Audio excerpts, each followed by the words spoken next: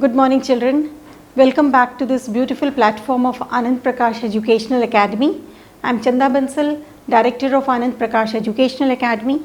For the last 13 years we have been giving coaching for JEE, NEET as well as home exams, board exams, Olympiads, NTSC with all wonderful results. And for the last 30 years I have been into this profession, and I am really proud to say that our children are now well placed in very good industries, very good companies, very good hospitals. So we would like to help you all in the same way. We are there with you all 24/7.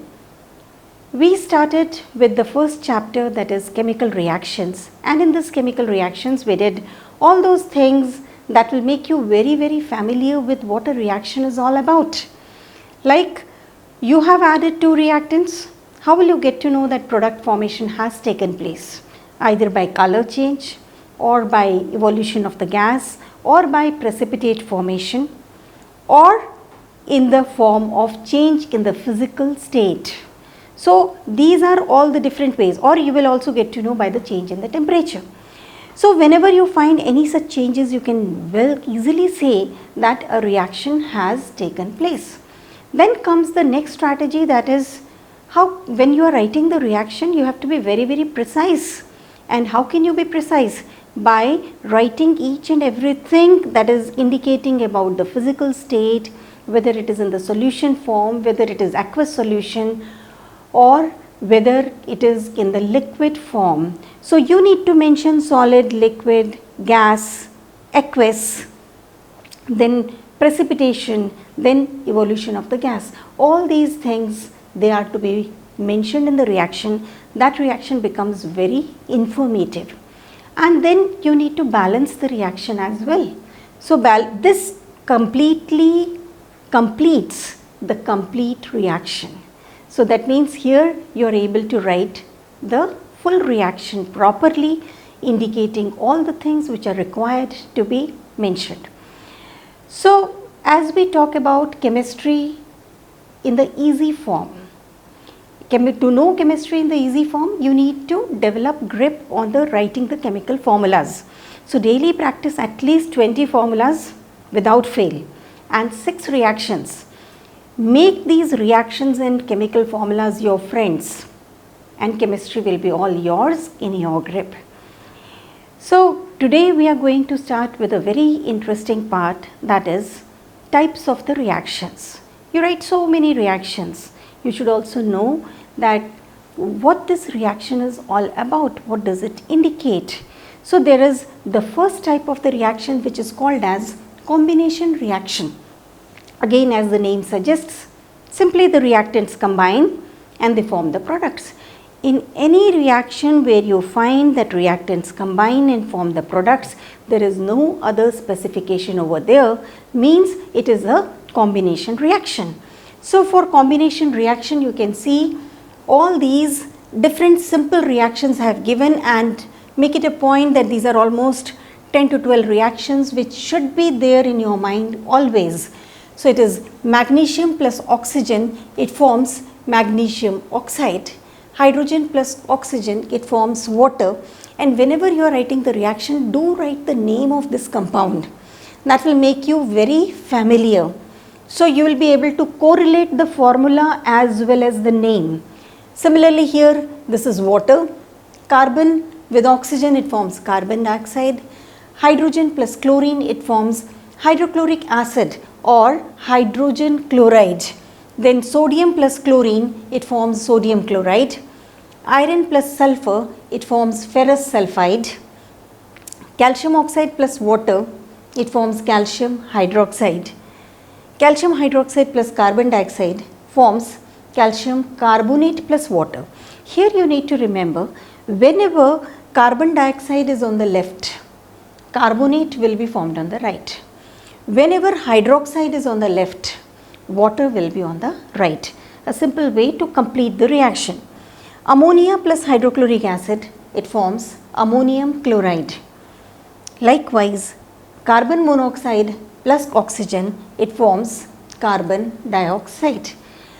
Likewise, sulfur dioxide plus oxygen forms sulfur trioxide. Sulfur plus oxygen forms sulfur dioxide.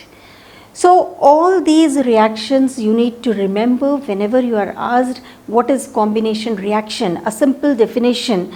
So, you will say when reactants combine and they form the products, that type of reaction is called as a combination reaction. You are also asked to write down the examples. So, whatever is the number of examples, at least you remember these. So, if you are asked about 2 examples, 3 examples, you can write as it is.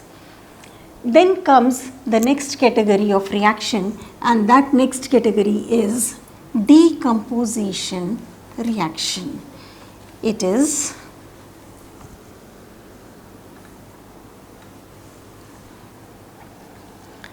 decomposition reaction.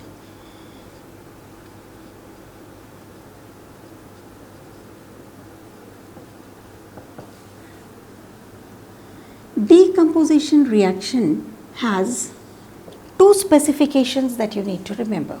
One is there will be a single compound, and that single compound will be heated to form the products. So, which are the 2 characteristic features? One will be there will be a single reactant, and second thing required will be heat will be given. So, single reactant on heating forms different products. It can be 2 products, it can be more than 2 products. That reaction will be called as decomposition reaction. Like, let us take the example. This example you have been doing in your earlier classes as well. Calcium carbonate is heated. When it is heated, it forms calcium oxide plus it forms carbon dioxide. Similarly, second, it is ferrous sulfate.